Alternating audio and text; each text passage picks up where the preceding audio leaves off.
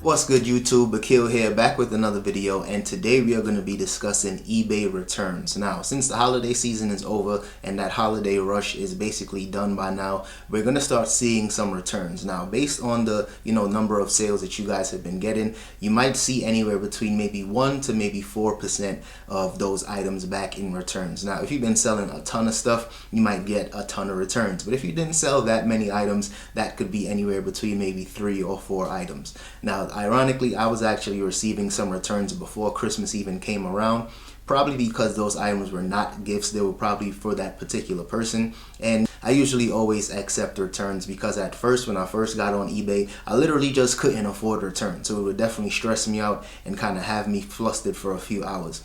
But at the end of the day, I realized that it's just the cost of business. Sometimes people are going to want to return an item if they aren't happy. And since we are selling on eBay's platform, eBay is trying to be, all about customer service. So at the end of the day, they're trying to make sure that buyers keep coming back to the platform, keep spending money on the platform. So I just realized that at the end of the day, I just chalk up any returns as a cost of business. And sometimes I might lose a little money, but at the end of the day, it is what it is. Oftentimes I can always just receive the item back and relist it, and I'll be just fine.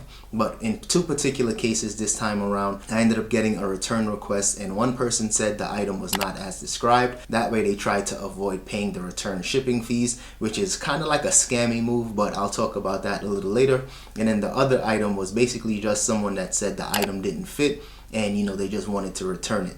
Now, this is very, very common for me. That's usually 90% of my return requests. It's usually because the item simply didn't fit or the buyer just simply changed their mind.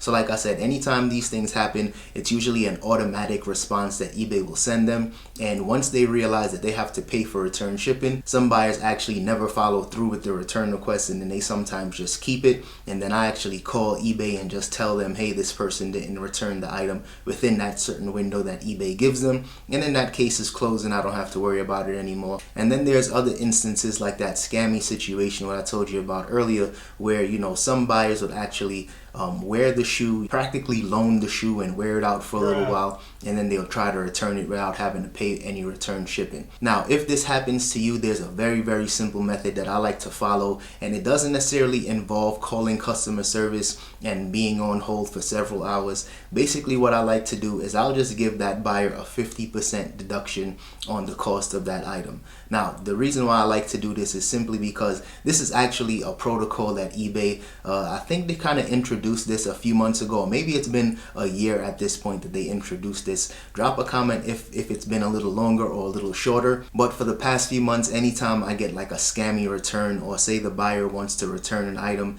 and they return it damaged or worn, I would usually give them a 50% deduction. Now, anytime you do a 50% deduction, basically what that does is that it will report the buyer to eBay, let them know that they're practically abusing the eBay customer service policy. And I don't know if it actually gives them a defect on their account, or maybe it's just an alert within the eBay system. But at the end of the day, this is something that I like to do. Now, let's dive in a little deeper, and I'll show you guys 2 of the items that this happened to me with really recently. Alright, so the first instance was for this pair of Nike soccer cleats, and I actually picked these up from Burlington for only 20 bucks. And when I initially picked these up, they were selling for just about $100 to about $120 on eBay, and I think I picked up maybe 3 or 4 pairs. So luckily I was able to sell the first 3 pairs for a little over $100 as the race to the bottom started to begin. And the last pair I had was a size 11.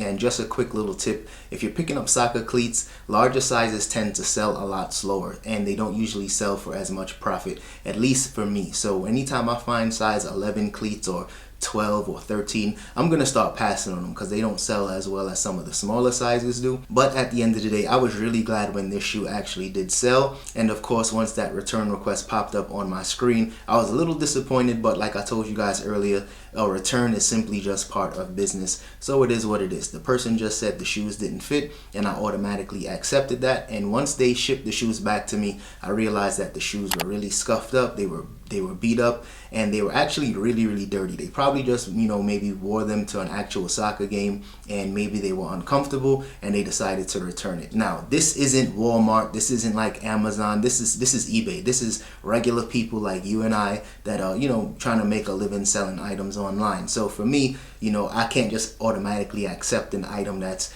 beat up and dusty and dirty. In fact, if you guys go to certain stores like say a Foot Locker or a Nordstrom, and I've actually witnessed certain situations where people would wear a shoe and then try to return it to them, and the person at the register would simply just deny the return altogether, mainly because, you know, they can't sell the shoes as brand new. Now, of course, if you guys go sourcing at some of these places, you know, sometimes people try on a shoe in store and the shoes are kind of dirty, kind of dusty, stuff like that. It happens. But at the end of the day, even big box retail stores, they deny returns if a shoe was worn.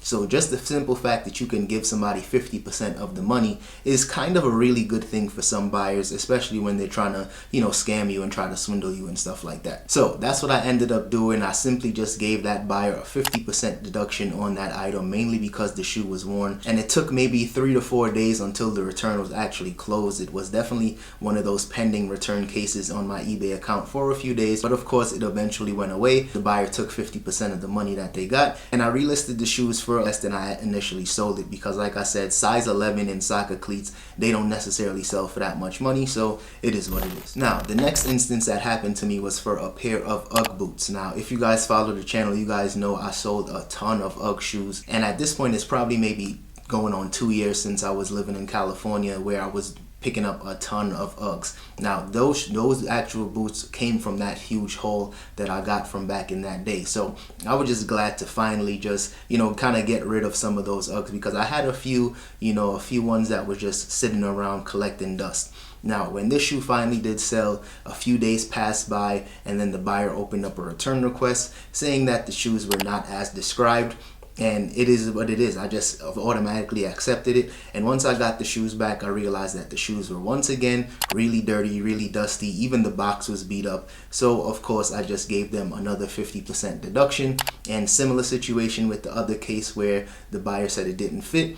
I was able to just give them a 50% deduction on that item. It took a few days to actually clear, but at the end of the day, it finally did clear. Now, just as a quick tip for you guys that may be going through similar situations, just a word of encouragement. Returns are normal, especially during this time of the year where a lot of people are going to be, you know, returning gifts and stuff like that. So if you guys are getting a bunch of returns, don't feel too bad about it. It is what it is. But at the same time, I know there's a lot of people on eBay and a lot of people that are kind of nervous to sell on eBay because it has kind of like a scammy reputation. But at the end of the day, eBay has come a long way over the past few years where they're not solely just always siding with the buyer. And I think them introducing this like 50% deduction thing is a really good thing for sellers like us, because one, it kind of gives us that opportunity to utilize that 50% deduction, but it also, you know, lets buyers know that you can't just always abuse the customer service policies that eBay puts in place. So the other big takeaway from this is that you don't always just have to go 50%. You can sometimes do less than 50%. For instance, if you sold an item, say you sold a game and the person didn't include the controller, you can also deduct maybe 20% or 30%. But for me, anytime I feel like somebody's literally taking advantage of the, you know, the eBay customer service policies, I just automatically go with the 50% deduction, because I think that's the highest that you can go.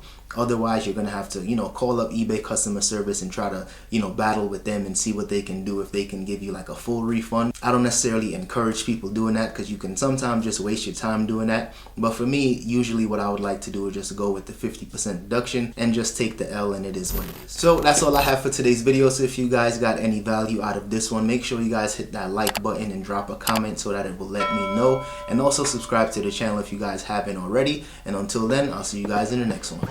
Peace.